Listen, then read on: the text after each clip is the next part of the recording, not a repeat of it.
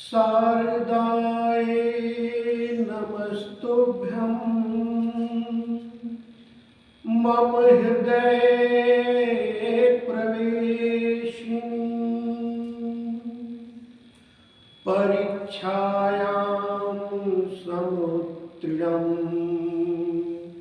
सर्वविषयाणां यथा सरस्वत्यै नमो नित्यं भद्रकाल्यै नमो नमः।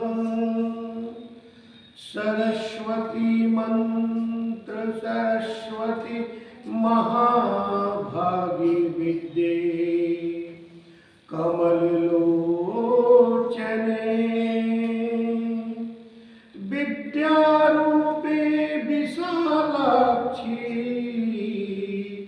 विद्यां देहि नमस्तुते। ओम वागीश्वरी देव्यो नमस्तुभ्यं नमो नमः। बोलिए शारदा मैया की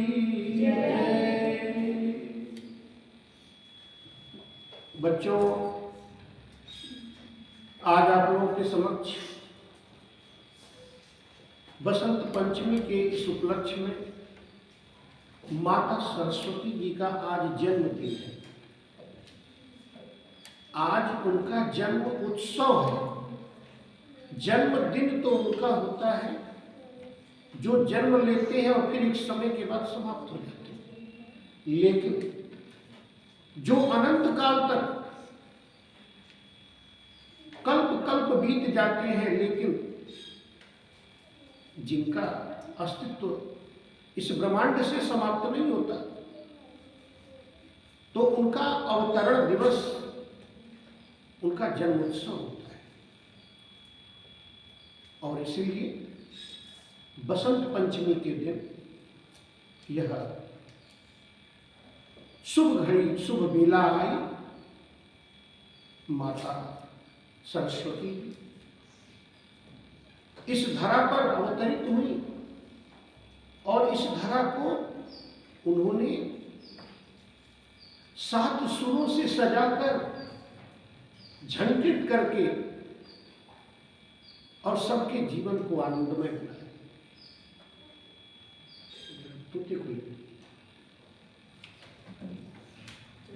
आज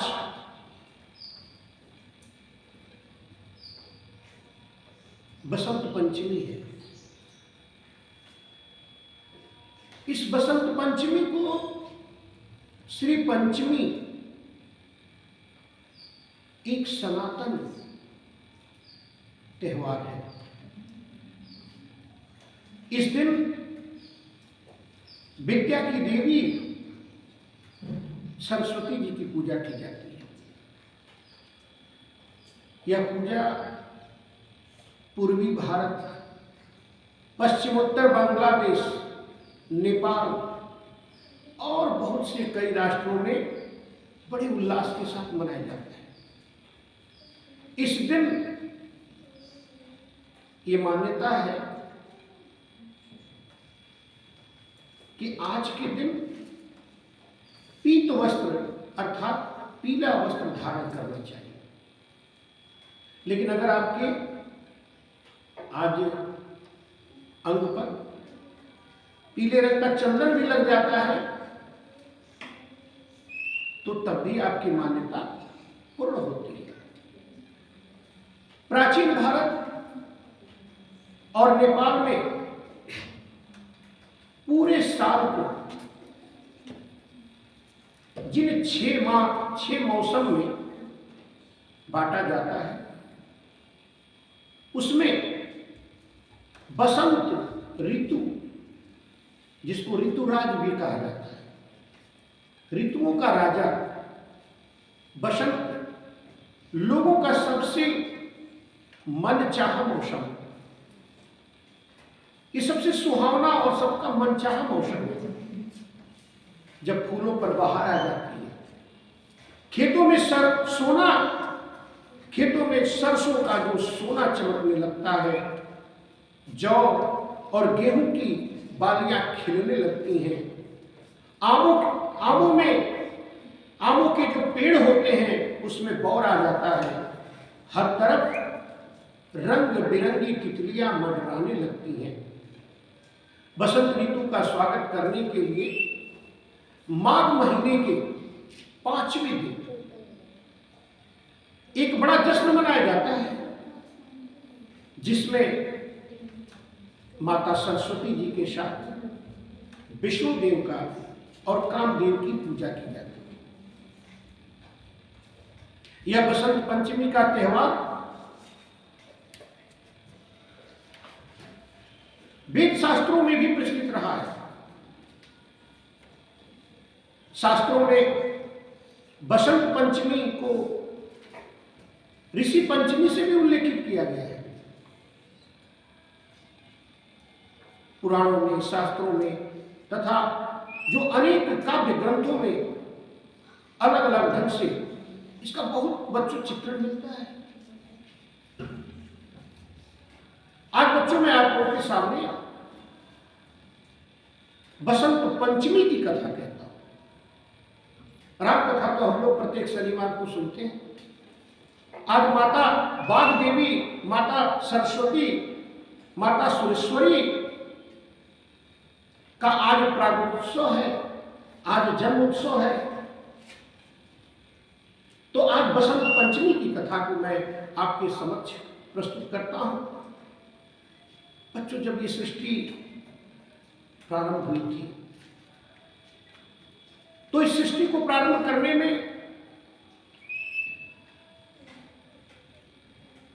भगवान विष्णु जी की आज्ञा पा करके ब्रह्मा जी ने सबसे पहले अपने मुख से ब्राह्मण को जन्म दिया। अपने मुख से ब्रह्मा जी ने ब्राह्मण को जन्म दिया। ऋग्वेद के पुरुष सूक्त में एक विराट ब्रह्म पुरुष, ये वही है ब्रह्मा जी। लेकिन उन्होंने देखा कि धरती पर पूरी तरह से समाज का निर्माण नहीं हो पाया है। तब उन्होंने अपने भुजाओं से क्षत्रिय को जन्म दिया। फिर भी देखा कि ब्राह्मण जिन्हें ज्ञान का कार्य सौंपा, समाज में अपनी भुजाओं से क्षत्रियों को जन्म देकर उन्होंने इस क्षत्रिय राजधर्म का पालन करने के लिए कहा। बच्चों, कभी कभी कुछ लोग ऐसे कह देते हैं कि क्या मुख से, क्या हाथों से, क्या बाजुओं से किसी का जन्म हो सकता है। तो आज के वैज्ञानिक दृष्टिकोण से वैसे तो हमारा विज्ञान अद्भुत है, सनातनी विज्ञान। अभी आज का विज्ञान तो शैशवा अवस्था में है। हमारा विज्ञान तो बहुत उन्नत था। आज लोगों के शरीर से उनके जेनेटिक लेकर के और उससे आईवीएफ के माध्यम से जन्म हो रहा है ना, शिशु परख नली में भी जन्म हो रहा है। तो हमारे शरीर से ही निकाला जाता है। तो अगर उस विराट ब्रह्म जी ने अपने मुख से ब्राह्मण को जन्म दिया, तो इसका मतलब ये नहीं कि ब्राह्मण को जन्म देने का मतलब कि वो मुख से उन्होंने उस तत्व को, उस जेनेटिक को निकाला, उस डीएनए को निकाला और उससे उन्होंने जो है ब्राह्मण समाज का जन्म दिया। थोड़ा वैज्ञानिक दृष्टिकोण से भी समझना इसको आवश्यक है, क्योंकि बहुत से बच्चे जब इस बात को कोई कहता है कि कैसे पेट में से जन्म होता है, तो बताइए कि विज्ञान में आज पेट के अलावा शिशु परक नलियों में भी तो जन्म होता है और शरीर में से जो है वो एलिमेंट, वो तत्व तो निकाल लिए जाते हैं और उसके द्वारा जो है निर्माण का कार्य किया जाता है। कोई अलग से नहीं है। तो हमारे ब्रह्म ने भी यही कार्य किया। बाजुओं से उन्होंने, देखो हमारे शरीर में जो जेनेटिक होते हैं, उस जेनेटिक की सबसे खास बात क्या है? ये जो हमारी जीवा है, इस पर जो वाणी है, जो बोलने का है, तो जो हमारे जेनेटिक इंजीनियर है, वो जेनेटिक इंजीनियर इस कार्य को बखूबी करते हैं। तो अगर यहां से कोई तत्व लिया जाएगा तो उनके अंदर वर्किंग पावर जो होगा वो क्या होगा? बोलने वाला वाणी का वर्किंग पावर तगड़ा होगा। और बाजुओं से हम शक्ति का प्रदर्शन करते हैं। इससे हम वर्किंग किस तरह का लेते हैं? रक्षा सुरक्षा का कार्य का लेते हैं। तो यहां के जो हमारे जेनेटिक होते हैं, वो जो जेनेटिक इंजीनियर है, जो हमारे सेल इंजीनियर है, वो यहां के सेल इंजीनियर कैसे वर्क करते हैं? तो वो श्रम का वर्क करते हैं। तो ये अगर इस एलिमेंट से, अगर ये एलिमेंट ज्यादा है, ये इंजीनियर ज्यादा रहेंगे तो ये वर्क ज्यादा होगा। इसी तरह से हमारे श्री ब्रह्म ने अपने उदर से वैश्य को जन्म दिया और अपने पैर के अंगूठे से उन्होंने शूद्र को जन्म दिया, पांव से। कभी कभी समाज में ऐसे लोग कह देते हैं कि शूद्र छोटी जाते हैं, नीचे हैं। नहीं भैया, बिल्कुल नहीं, ये गलत है। अगर शूद्र को ब्रह्म ने पांव से जन्म दिया तो इतना ध्यान रखिए कि अगर पांव नहीं होगा तो कोई भी इंसान खड़ा नहीं हो सकता है।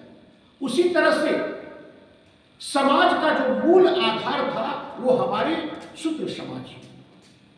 ये नाम दिया गया ब्राह्मण, क्षत्रिय, वैश्य और शूद्र, लेकिन ये चारों ना कोई एक दूसरे से बड़ा था, ना कोई एक दूसरे से छोटा था। चातुर्य कर्म विभाग से चारों वर्णों का निर्धारण कर्म के आधार पर हुआ, जन्म के आधार पर थे ये चारों वर्ण। और ये चारों वर्ण एक चक्रीय व्यवस्था में, समाज की एक चक्रीय व्यवस्था में, और चक्रीय व्यवस्था में ना कोई आगे होता है ना कोई पीछे होता है। अगर कोई सर्किल में घूम रहा है तो किसको कहोगे कि कौन आगे है और कौन पीछे?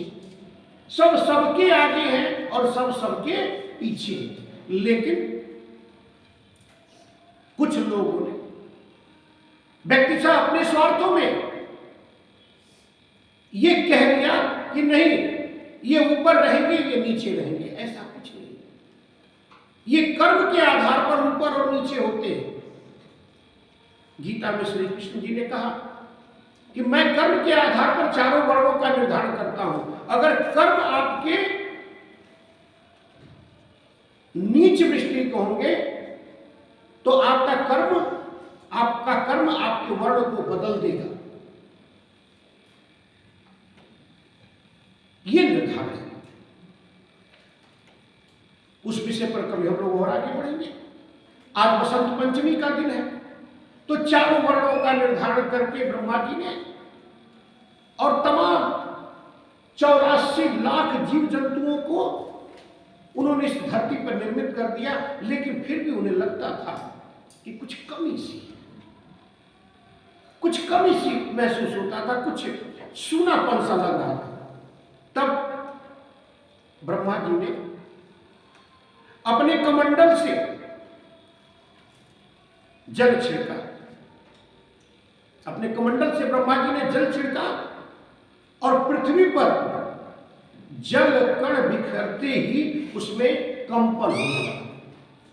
जैसे ही जल का कण इस पृथ्वी पर बिखरा तो पृथ्वी पर कंपन होने लगा। इसके बाद वृक्षों के बीच से एक अद्भुत शक्ति का प्रागट्य हुआ। यह प्रागट्य एक चतुर्भुजी सुंदर स्त्री का था। इसलिए प्रकृति की बेटी स्त्री को माना गया। पुरुष को नहीं माना गया, प्रकृति की बेटी स्त्री को माना गया। तो सुंदर स्त्री जो प्रकट हुई, जिनके एक हाथ में बीड़ा था, दूसरा हाथ वर मुद्रा में था, अन्य दोनों हाथों में, एक में पुस्तक और एक में माला थी। ब्रह्मदेवी से ब्रह्मा जी ने आग्रह किया, निवेदन किया बीड़ा को बजाने के लिए। जब ब्रह्मा जी ने सरस्वती जी से बीड़ा बजाने का आग्रह किया, अनुरोध किया, और जैसे ही देवी ने बीड़ा का मधुर नाद किया, जब 7 सुर सा रे ग म प ध नि सा, 7 सुरों से संसार के समस्त जीव जंतुओं को वाणी प्राप्त हो गई। सारे जीव जंतु बोलने लगे, सारे प्राणी जो है, जैसे ही उस बीड़ा से स्वर निकला, सबको आवाज मिल गई, सबको वाणी प्राप्त हो गई। जो जलधारा में कोलाहल, उसमें भी जो है कोलाहल होने लगा, उसमें भी जैसे लगा कि सुर, उसमें भी जो है स्वर आ गया है, उस जलधारा में भी स्वर आ गया है। पवन के चलने में अब सरसराहट होने लगी, अब उसमें भी आवाज आ गई। अभी तक जो है ना साइलेंट मोड में था पूरा समाज, पूरा संसार जो था वो साइलेंट मोड में था। लेकिन जैसे ही माता बागेश्वरी ने अपने बीड़ा को तान दिया, स्वर दिया, वैसे ही जीव जंतु, वृक्ष, पेड़ पौधे, नदियां, सब में एक ध्वनि व्याप्त हो गई, सब में जो है एक ध्वनि आने लगी। तब ब्रह्मा ने उस देवी को वाणी की देवी सरस्वती का, वाणी की देवी सरस्वती उनका नाम दिया, और सरस्वती देवी को बागेश्वरी, भगवती, शारदा, बीणावादिनी और वाग देवी से बहुत से नामों से पूजा जाता है, बहुत से नामों से उनकी पूजा की जाती है। और यह विद्या और बुद्धि प्रदाता है। संगीत की उत्पत्ति करने के कारण संगीत की देवी भी है। संगीत की देवी सरस्वती। बसंत पंचमी के दिन को इनको जन्म उत्सव के रूप में भी मनाते हैं। ऋग्वेद में भगवती सरस्वती जी का वर्णन करते हुए कहा गया है, प्राणो देवी सरस्वती वाजेर्वर्जय भंजिनीवती धीनामणित्रयवतु।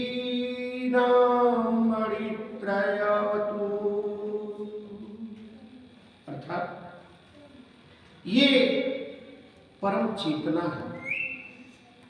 सरस्वती जी के रूप में ये हमारी बुद्धि, प्रज्ञा तथा मनोवृत्तियों की संरक्षिका है। हम में जो आचार और मेधा, यानी जो बुद्धि है, मेधा है, उसका आधार भगवती सरस्वती ही है। अगर हमारे हृदय में माता सरस्वती जी विराजमान न हो तो ना हमारे अंदर सुंदर आचरण आ सकता है, ना हमारे अंदर सुंदर मेधा आ सकती है। इनकी समृद्धि और स्वरूप का वैभव अद्भुत है। बच्चों, पुराणों के अनुसार श्री कृष्ण ने सरस्वती जी से खुश होकर उन्हें वरदान दिया था कि बसंत पंचमी के दिन आपकी भी आराधना की जाएगी, और बसंत पंचमी के दिन पूरे सनातन संस्कृति में ये पूजन का कार्य, अभिनंदन का कार्य मां सरस्वती जी के लिए किया जाता है। बसंत ऋतु आते ही प्रकृति का कड़कड़ खिल उठता है। वाह हमारी प्रकृति!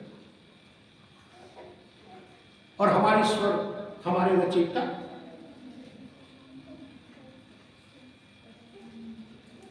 बच्चों, कभी कभी कुछ लोग कह देते हैं ना कि भगवान कहाँ है, भगवान दिखाई देते हैं, ऐसे बोल देते हैं। तो उनसे एक बात प्रश्न पूछना, ऐसे लोगों से एक प्रश्न पूछना, इलेक्ट्रॉन और प्रोटॉन तो हर जगह विद्यमान है, लेकिन दिखाई तो नहीं देता है, दिखाई नहीं देता।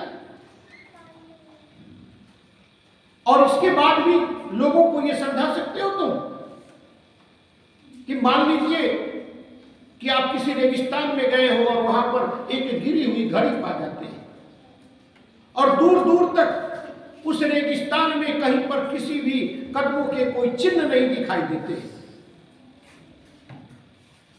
लेकिन उस घड़ी को पाने के बाद तो आप ये कहेंगे कि कोई ना कोई तो इस घड़ी को बनाया होगा, कोई तो बनाने वाला होगा। अब ये तो पता नहीं है। तो उसी तरह से इस धरती पर बहुत सी ऐसी चीजें हैं जिसके बारे में पता नहीं है कि किसने बनाया है। तो जिसने भी बनाया है वही निर्माण करता है, वही ईश्वर है, क्योंकि पता तो है कि किसने बनाया। हमारे शरीर में खून बना है तो खून किसने बनाया? ये रक्त की बूंद किसने बना दी? जिसने भी बनाई। तो हमारा निर्माण करता है, वही हमारा ईश्वर है। और बच्चों, जीवन में अगर सुर न हो, आवाज न हो, वाणी न हो, हर चीजों में, हवाओं में वाणी न हो, नदियों के कलकल में वाणी न हो, वृक्षों के सरसराहट में वाणी न हो, हम आप यहां बोलते हैं उसमें वाणी न हो, तो कितना सूना सूना सा लगेगा, कितना सूनापन सा लगेगा। लेकिन ये बसंत ऋतु जहां कोयल भी चहकती है, कड़ कड़ खिल उठता है, मानो तो क्या पशु पक्षी तक उल्लास से भर जाते हैं। हर दिन नई उमंग से सूर्योदय होता है। इसीलिए कहा जाता है कि बच्चों, कम से कम इस बसंत ऋतु राज जो है, इसमें सूर्योदय से पहले उठने का ढंग सीखो, क्योंकि जब इस मौसम में तुम सूर्योदय से पहले उठते हो तो तुम्हारे शरीर में एक असीम ऊर्जा और शक्ति आती है, नई चेतना प्रदान कर अगले दिन फिर आने का आश्वासन देकर के ये भगवान भास्कर आकर के चले जाते हैं। तो चेतना जागृत करनी है तो इन भगवान भास्कर का सुबह उठ करके दर्शन करो, जबकि लालिमा अरुणिमा में रहते हैं। और ये तो माघ का यह पूरा महीना ही उत्साह देने वाला है, पर बसंत पंचमी जो माघ में शुक्ल पक्ष के पंचमी का पर्व भारतीय जन जीवन का अनेक तरह से प्रभावित करता है, अनेक तरह से प्रभावित करता है। प्राचीन काल से इसे ज्ञान और कला की देवी मां सरस्वती का जन्मोत्सव माना जाता है। जो शिक्षाविद भारत और भारतीयता से प्रेम करते हैं, वे इस दिन मां शारदे की पूजा कर उनसे और अधिक ज्ञानवान होने की प्रार्थना करते हैं। कलाकारों का तो कहना ही क्या। अरे भैया, जो महत्व सैनिक के लिए अपने शस्त्रों और विजयादशमी का है, जो विद्वानों के लिए अपनी पुस्तकों और व्यास पूर्णिमा का है, और जो व्यापारियों के लिए अपने तराजू बाट बही खातों का और दीपावली का है, वही महत्व कलाकारों के लिए बसंत पंचमी का है। चाहे वो कवि हो या लेखक हो, चाहे गायक हो, चाहे वादक हो, चाहे नाटककार हो या नृत्यकार हो, चाहे वो विद्यार्थी हो, सब दिन का प्रारंभ अपने उपकरणों की पूजा और मां सरस्वती की वंदना से करते हैं। जिस तरह से आप विद्यार्थी जन अपने उपकरण, अपने कलम और कापी मां सरस्वती जी के चरणों में अर्पित करते हैं कि हे मां, अपना आशीर्वाद इन पर दीजिए कि हम पहले से भी अधिक ज्ञानवान बने।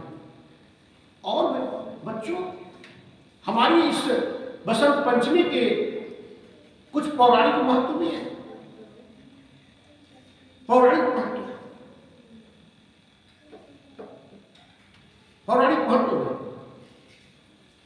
क्या है? यह पर्व हमें अतीत की अनेक प्रेरक घटनाओं की भी याद दिलाता है। आज उसको भी जानना आपको आवश्यक है। सर्वप्रथम तो यह हमें त्रेता युग से जोड़ती है। रावण द्वारा सीता हरण के बाद श्री राम चंद्र जी उनकी खोज में दक्षिण की ओर बढ़े, दक्षिण की ओर बढ़े।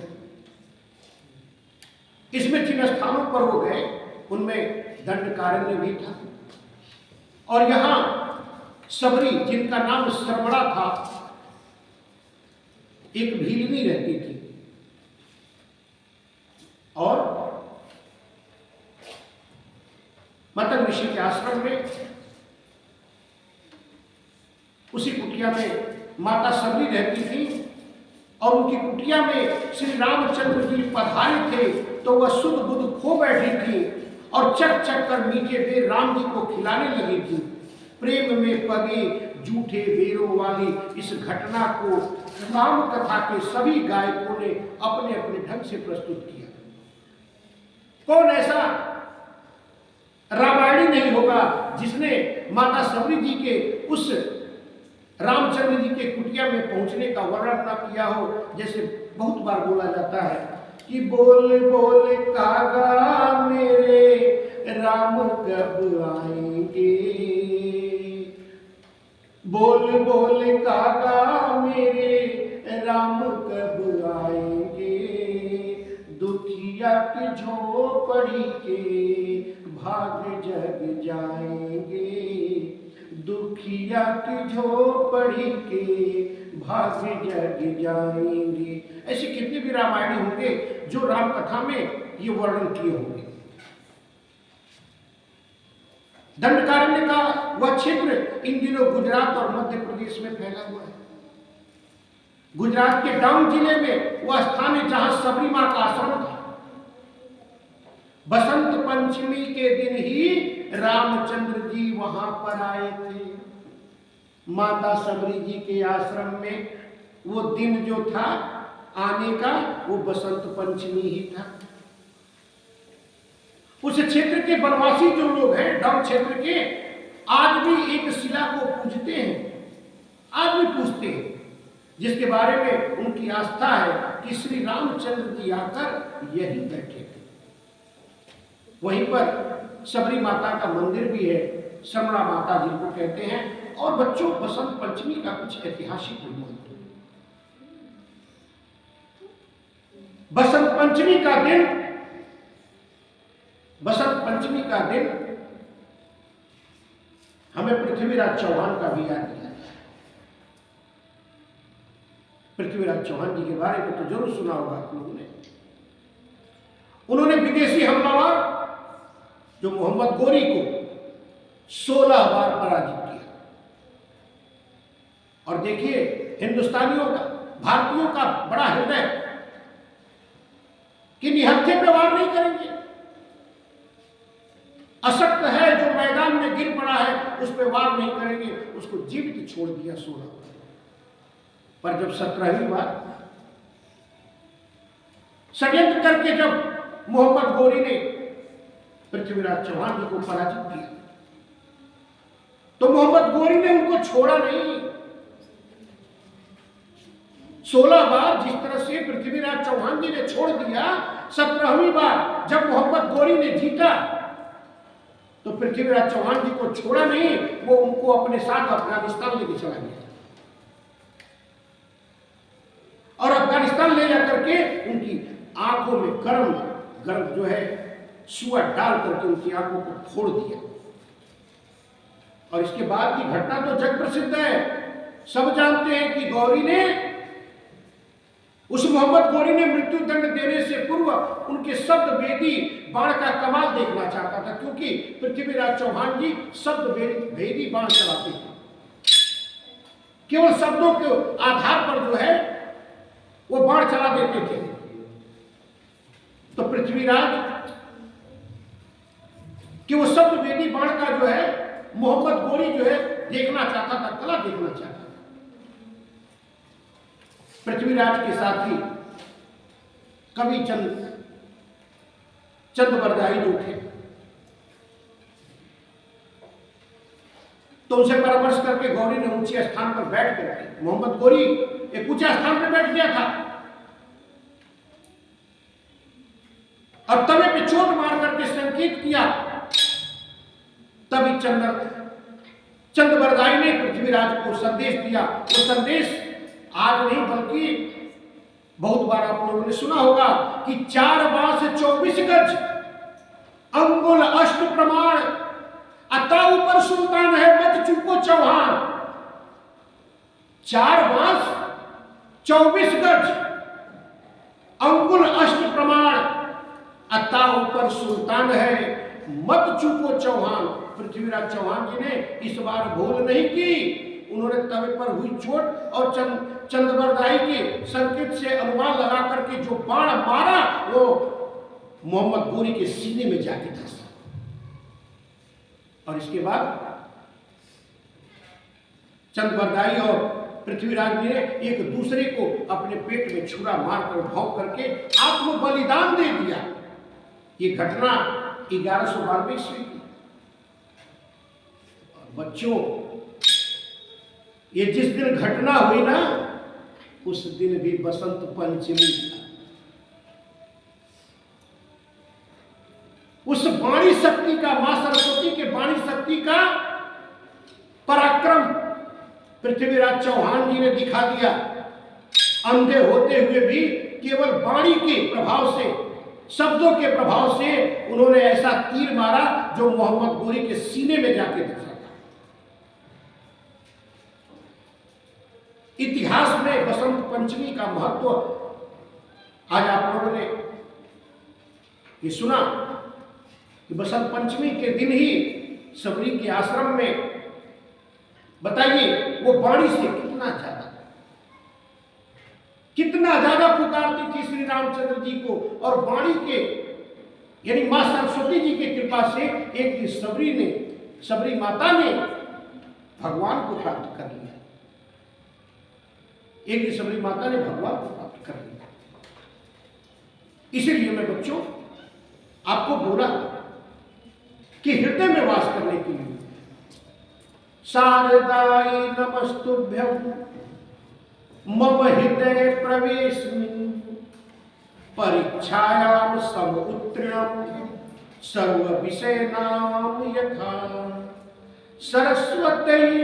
सरस्वत्यै नमो नित्यं भद्रकाल्यै नमो नमः सरस्वती महाभागे विद्ये कमललोचने विद्यारूपे विशालाक्षी विद्यां देहि नमस्तुते मंगल भवन अमंगल हारी द्रवहु सुदर्शन अधीर बिहारी राम सिया राम जय जय राम राम